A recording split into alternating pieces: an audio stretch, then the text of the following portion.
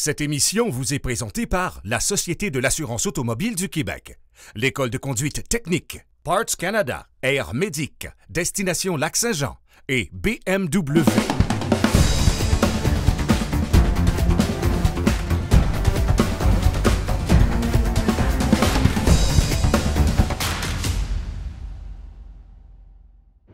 Je me suis levée très tôt ce matin, il fait très froid au Lac-Saint-Jean, j'ai quand même un beau soleil, la route est belle. Je m'en vais rencontrer Tony Paré de Attraction Boréale qui va me parler de sa passion pour la moto. On s'en va direction Normandin, on garde courage, go, go, go, on y va!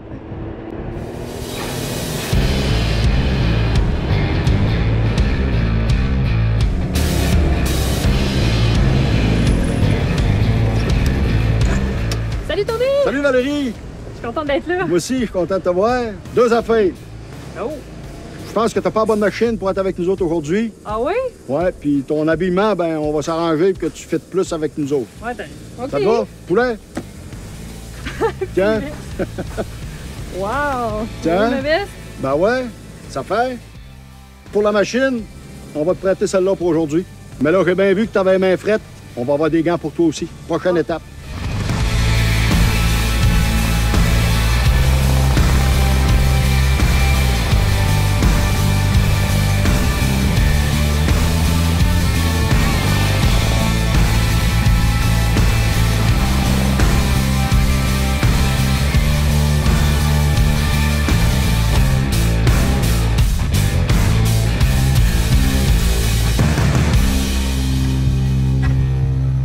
Valérie, oui? On t'a prêté une bonne machine.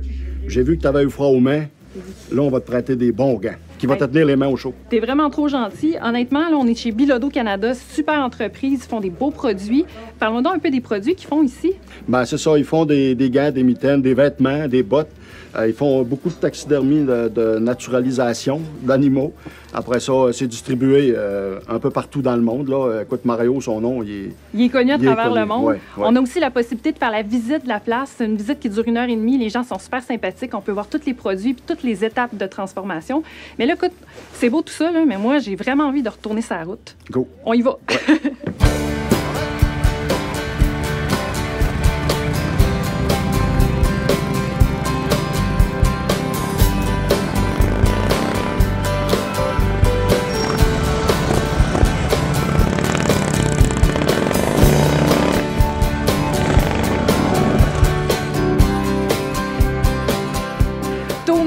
T'es un tripeux de moto, t'as une belle Harley. Ouais. Écoute, j'aimerais ça que tu me parles de ta barbe. Non, c'est pas vrai. Non, parle-moi de ta moto. Qu'est-ce que t'aimes dans le Harley? Ben, c'est une vieille histoire, le Harley. Hein? C'est sûr et certain que c'est vraiment une vieille histoire. Puis, ben, c'est le moteur, c'est le bruit. Là, toi, tu fais du chien de traîneau l'hiver, tu fais aussi un peu de motoneige. Ouais. Tu fais de la moto l'été. Ouais. Écoute, la région, j'imagine que tu la connais très bien sous toutes les coutures. Qu'est-ce qu'on doit voir quand on fait de la moto dans la région? Les belles places, là, ben, il y en a beaucoup autour du Lac-Saint-Jean, là, c'est sûr. Là.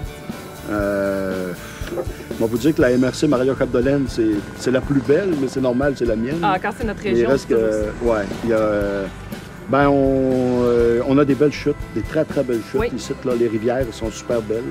Tu sais, là, on a le parc des Grandes Rivières, d'ailleurs, dans la MRC. Il y a la chute à l'ours aussi. La chute à l'ours, il y a la 11e, la 9e chute, la 10e chute aussi de la rivière Mistassini. Ça fait vraiment partie de l'environnement. Ici, ouais. C'est toutes des belles places. Tous les villages ont un petit quelque chose. Faire de la moto, là, c'est vraiment le sentiment de liberté. Tu sais, on fait ça en gang. Vous faites ça en gang, Jacqueline, Raoul, Tony. Comment tu te sens quand tu fais de la moto dans ta région? Ben, quand tu pars en moto, là, tout reste en arrière. Tu sais, là, hein, que tu sois tout seul ou qu'on soit un groupe, là, ben, t'es parti, puis tu regardes la route, c'est beau. Tu vois des choses, puis surtout des odeurs que tu vois pas en auto. La tête se vide, tu sais. À mesure qu'on avance, les problèmes, ils sortent tous, là, puis après ça, tu t'aperçois que les trachien et toi, puis ton bicycle, puis t'es parti. Il fait noir, puis c'est le temps de rentrer. Ouais. Le fait d'en faire en groupe comme ça, est-ce que c'est plus le fun ou c'est mieux de le faire seul? Toi, qu'est-ce que tu préfères? Les deux. Ouais. Les deux. J'aime ça seul, mais j'aime ça en groupe aussi. J'aime ça quand on est une gang. C'est très, très... c'est convivial. C'est très convivial. On est une gang de chums, tu sais, puis Il n'y a jamais bin personne chiale, tout le monde est heureux, tout le monde est content. Tony, j'ai vu ta moto. C'est une belle moto. Pourquoi tu as choisi cette moto-là en particulier? Ben, c'est vraiment quand on fait de la distance, quand on fait de la route, c'est une moto qui est très confortable. OK. Tu sais, on est bien à l'aise là-dessus, c'est très confortable, on n'a pas trop d'air, ce qui nous arrive non plus avec, avec le fairing. Tu as vu aujourd'hui qu'on t'a changé ton affaire, tu sais. Ouais. Mais ça a beaucoup de rangement aussi. Le rangement, c'est important, ça. Ouais, Moi, je suis une femme, ça me prend du rangement. Ah, mais même nous autres, là, nos valises sont toutes pleines, là, des soutes de pluie. Ah, ben oui, c'est ça. Là, des vestes de plus ou des manteaux, tu sais, là. On sait jamais sur quoi on va tomber sur la route. Ouais. Puis quand on fait de la distance puis qu'on part en voyage des fins de semaine, ben c'est certain que ça prend une brosse à dents, puis ça prend des affaires un peu, tu sais. Ça prend des valises puis des places pour mettre le bagage. Puis au niveau du moteur? Ben, c'est des moteurs Évolution. Hein. C'est sûr que ça shake moins que ça shakeait les anciennes motos. Là. Ouais, ça shake quand même.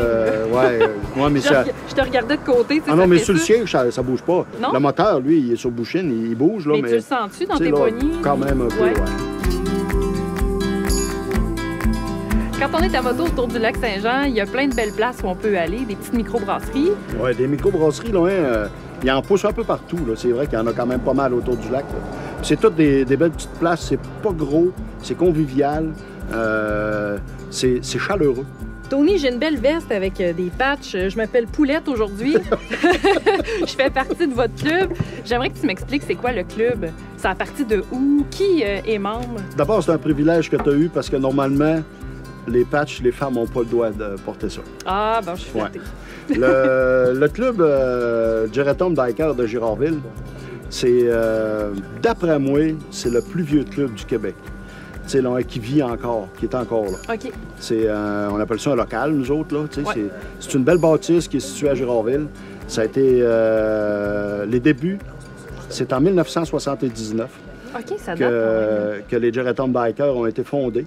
C'est une association à but non lucratif. Et puis, on est 18 membres dans ce club-là, dans ce local-là. Puis comment qu'on fait pour devenir membre? Ben, on est recruté par des membres. OK, c'est select. Oui, c'est très select. Là, les gars, moi, je suis contente de faire partie de votre groupe. Mon très cher Tony, qui s'est foutu un peu de ma gueule quand on s'est vu au début. Ouais.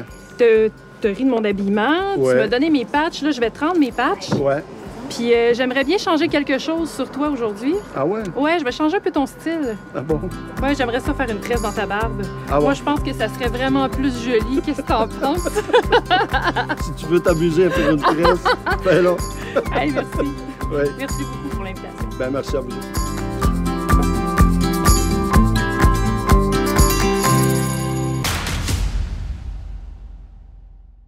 Le moment le plus cool au printemps, c'est de regarder sa moto dans le garage puis de se dire « Ah, c'est le temps que je la sorte. » Exact.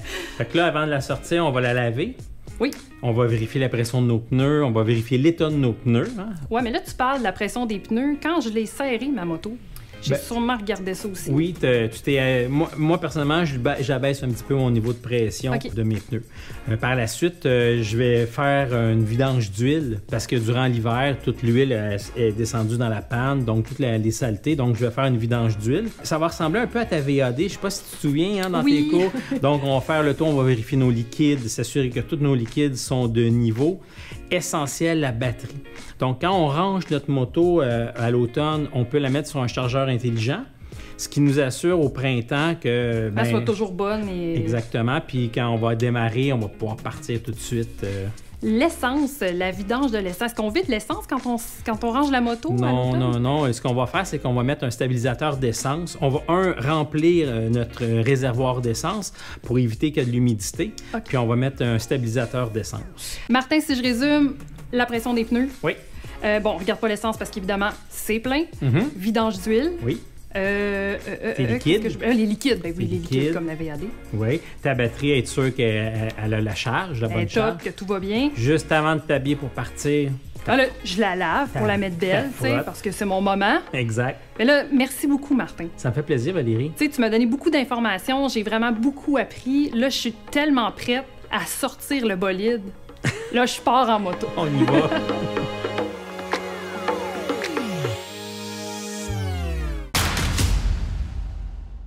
On est est un site. On est à Sonneur. Je sais pas si vous entendez le son des motos à l'autre bout. C'est débile mental. Alors, on n'a pas le choix. On s'est reculé dans le champ pour pouvoir parler d'une moto. J'étais avec Pascal d'ASM. Pascal, on a un Honda CB1000R. Qu'est-ce que ça représente pour les gens de la moto, un CB1000R? C'est vraiment un retour aux sources. Elle a été redessinée en 2019. On voit son look néo-rétro. Ouais. Qui est vraiment... on voit... Beaucoup de gens ne trouvent pas que ça a l'air ancien. Mais si on regarde vraiment la façon qu'ils ont amené la lumière ronde, mais avec toute la technologie d'elle, c'est vraiment faire un mélange des deux qui est vraiment spécial dans cette machine-là. Puis c'est carré, ces lignes carrées, ils sont vraiment serrées. C'est vraiment intéressant. Puis on va se dire, c'est réussi néo-rétro. Le monde, tantôt on l'a stationné sur le bord de la track, tout le monde regarde le CB1000R, ils sont comme « wow », tu sais, on dirait que la teinte, les lignes, il y a vraiment quelque chose d'attirant de ce modèle-là quand même. Exactement. Mais on peut voir aussi même le moteur. Oui. Tout est le design du moteur qui est amélioré parce que c'est un moteur normalement qu'on retrouve dans le CBR 1000R. Donc la machine de piste qui ont pris un moteur des générations passées, amadoué un peu, des abracams, l'injection est retravaillée pour que ça soit plus facile à doser, plus doux, plus utilisable dans la route, moins agressif. C'est ça. Non, mais j'étais surpris que c'est quand même assez agressif. Ah ouais, hein? Oui. Il est là, il y a du gros fun. Il en reste encore pas mal dedans. Ils n'ont pas amadoué tout. Et grâce à une chance que finalement, on a un contrôle de traction. Parce qu'on a l'électronique complète sur cette machine-là qui fait que la puissance du moteur est bien contrôlée. On a des modes de cartographie. On peut régler... en même temps qu'on change les modes de cartographie, ça change aussi la façon que le moteur délivre sa puissance, mais aussi le contrôle de traction, comment est-ce qu'il rentre, comment il est intrusif ou moins intrusif. Si, par exemple, on le met à sport, par rapport à standard, ça va être beaucoup plus agressif, mais en même temps, il nous laisse faire des petites glisses, il nous laisse s'amuser un peu. Mais il est là, en cas qu'on exagère. Un petit extrait d'adrénaline, là, tu sais. Comment tu dis ça habituellement, le papa poule, le maman poule? Oui, c'est ça. Comme je dis, à standard, c'est beaucoup plus mère poule que le côté sport, exactement. Et là, côté look, on a parlé, comment néo-rétro, là, mais côté look, là, le fait qu'on voit la roue comme ça, c'est quoi? Comment qu'on arrive à ça? C'est pas la première génération qui font ça. Honda, c'est comme, je dirais, un MOS sur cette moto-là. Depuis le début, la CB a là, qu'est-ce qu'on appelle un mono-swing-arm, un monobras sciant, qui laisse entrevoir la belle roue. Puis ça fait le look un peu, on voit les Ducati. Ça fait longtemps. C'est vraiment un style qui est spécial. C'est sûr que ça coûte plus cher à fabriquer pour avoir ce style-là parce que c'est plus difficile de faire un châssis qui est rigide. Oui, c'est ça. Vu de la manière que le bras est installé. Puis ils ont fait la job parce que tu vois, ce châssis-là, il a été redessiné dans la dernière refonte. Le moteur est très puissant, mais on ne sent pas la moto se désunir quand on l'ouvre. On sent vraiment une bonne rigidité. C'est qu'est-ce qui m'a surpris le plus sur cette moto. La suspension, ils l'ont pas faite dans le même sens. C'est une petite déception sur la piste. J'ai trouvé que la suspension est un peu molle. Elle est comme plus confortable, mais plus axée sur le confort. Oui, on a un châssis rigide. On a les freins qui mordent énormément. C'est vraiment sa force. Les suspensions, personnellement, j'aurais aimé un petit peu plus rigide, mais bon, c'est des choses qui s'ajustent ou qui s'améliorent. Puis là, on parle évidemment, est-ce que c'est une opinion de track ou c'est une opinion de route? Avec les routes qu'on a au Québec, je dis que ça, c'est une bonne affaire qu'il soit comme ça. Tu sais, c'est parce que... En y pensant, là, finalement, c'est peut-être pas une mauvaise affaire. Parce que souvent, les motos sont beaucoup trop stiffs pour nos routes au Québec. Malheureusement, là, au chemin de campagne, ça vient de plus en plus magané. J'ai retourné sa 329 dernièrement, puis j'ai été vraiment déçu. Ça fait 10 ans que je l'avais pas vu. Aïe, aïe. OK, ça prend une suspension plus confortable. Honda, il a peut-être visé le Québec, finalement, avec cette moto-là, oui. Fait que c'est réussi. De ce côté-là, c'est réussi. Oui. Parfait. Ensuite de ça, je sais que c'est une moto que tout le monde un peu connaît.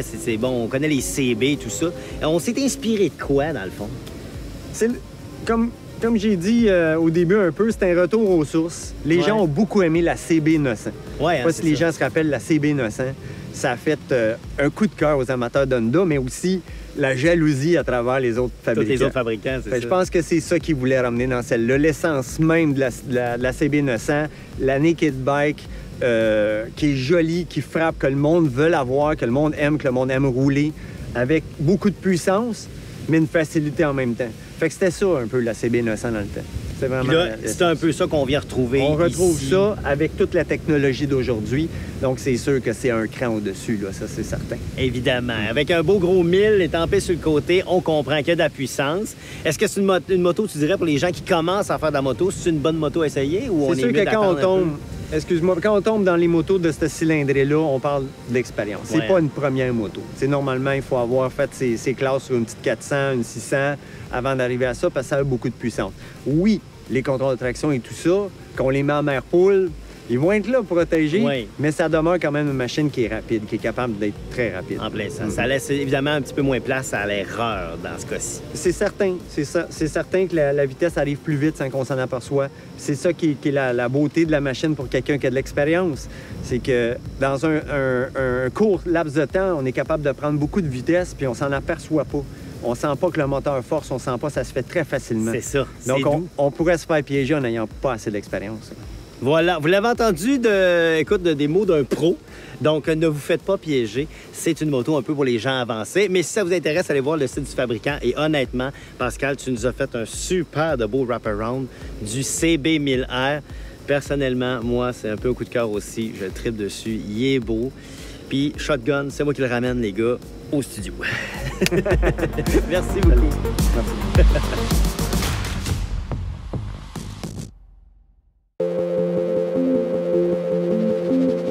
Tu as 3 examens à réussir. Tu en as un premier qui est théorique, tu en as un deuxième qui est en circuit fermé, tu en as un troisième qui est sur la route. L'examen théorique, il faut lire le guide, prendre connaissance du guide. C'est super important de ne pas juste le lire, c'est pas juste la connaissance, il faut comprendre les notions qu'il y a dedans, parce que les formulations à l'examen vont aller vérifier si vous avez compris. C'est pas juste du par cœur, il faut vraiment s'assurer qu'on comprend bien. Il y a un jeu questionnaire sur le site Internet de la Société. C'est pas une réplique de l'examen. Vous pouvez vous en servir, mais il ne faut pas s'attendre à ce que vous retrouviez la même chose quand vous allez faire l'examen. Ça, c'est super important. Donc, examen théorique 1, ça vous donne un permis 6R qui vous permet de conduire pendant la formation, donc supervisé par un moniteur d'une école de conduite reconnue. Puis ça va vous permettre après ça de circuler avec l'évaluateur pendant votre examen circuit fermé. Donc, théorique, la réussite mène au permis 6R. Ensuite, vous allez faire un examen pratique en circuit fermé. L'examen pratique en circuit fermé, essentiellement, c'est pour s'assurer que vous maîtrisez toutes les techniques, les manœuvres de conduite avant de vous laisser aller seul sur la route. Parce que quand on est dans le cours, on va sur la route, mais on est supervisé par quelqu'un. Donc, on fait l'examen théorique. La société s'assure que vous avez bel et bien toutes les techniques, les manœuvres, vous conservez la maîtrise de la moto tout le long. Ça va vous donner un permis 6A apprenti qui va vous permettre d'aller sur le réseau routier. Pendant 11 mois après ça, vous allez prendre l'expérience, vous allez vous exposer à toutes sortes de configurations routières, à toutes sortes de situations de conduite. C'est important de conduire pour voir est-ce qu'on est à l'aise dans toutes les situations, est-ce qu'on on se sent bien, là, il n'y a pas de problème jamais. Et aussi, on peut demander la supervision ou l'accompagnement de quelqu'un qui a une bonne expérience de conduite. Ça peut aider beaucoup quand on a des questions, quand on n'est pas sûr. Au bout des 11 mois, on se représente à la société et là, on va passer l'examen, le dernier, qui est l'examen sur route, l'examen final. Essentiellement, on vous demande de conduire, donc c'est important. Assurez-vous d'avoir lu votre guide de la route, toute la signalisation, surtout celle qui est particulière aux motocyclistes. Il peut en avoir pendant certains examens. Donc, on s'assure qu'on connaît bien la réglementation, la signalisation, et puis on conserve toujours la maîtrise de notre moto. Et on démontre, dans le fond, à l'évaluateur qu'on est capable de circuler de façon sécuritaire sur le réseau routier au Québec.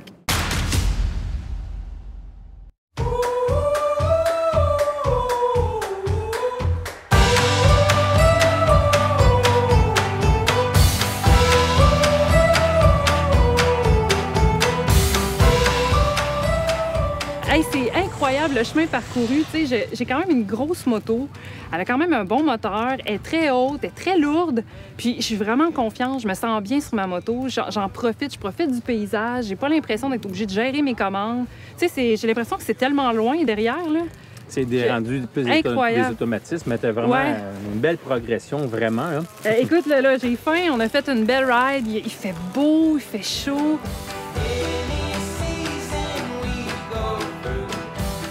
Ah, sincèrement, là, toutes les marques de moto que j'ai essayées pendant la saison, j'ai tripé. Hors sentier, en route, j'ai essayé plein de terrains, plein de météo, la pluie. Hey, c'est important, Valérie, quand on fait de la moto, là, de toujours avoir de quoi à grignoter puis à boire. Ça paraît pas, mais on dépense beaucoup d'énergie en faisant de la moto. Puis on a tout le temps besoin d'avoir du sucre puis d'avoir de l'énergie pour être concentré. Ouais, puis on le sent, hein, parce que tu vois, vers la fin, là, je commençais à être fatiguée. Tu sais, là, quand tu commences à avoir le bof facile, là.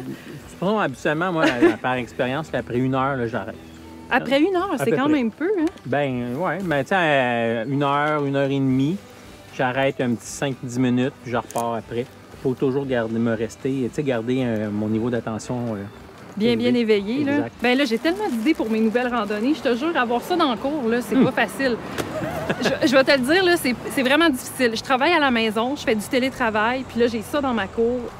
Ça t'appelle, hein? Oui, ça m'appelle. Je l'entends m'appeler. Valérie, viens, Valérie. On part. Il y a un peu de soleil dehors. Oui. Puis, je sais pas, on s'est vu plus tôt dans la saison, il faisait plus chaud. Oui. Là, il fait un petit peu plus frais. On est rendu en automne. Donc, il faut faire attention parce qu'il y a des feuilles. Le niveau d'adhérence des pneus est un petit peu moins grande parce qu'il fait plus froid. Puis la gelée peut-être le matin aussi, là. Oui, ça va être dangereux. Le matin. C'est pour ça, souvent, à l'automne, on part un petit peu plus tard pour faire nos randonnées parce que oui, effectivement, il y a la gelée.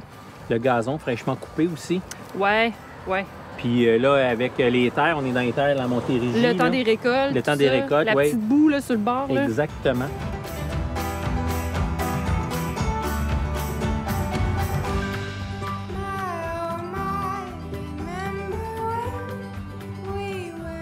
Martin, merci beaucoup pour ton enseignement et pour tous tes bons conseils. Ça me fait tellement plaisir. Là. Je pense que je vais recommander Technic vraiment à tous mes amis. J'espère. Comme ça va faire une gag de rider pour l'été prochain. Exact. Puis nous, on se revoit sur la route. C'est clair.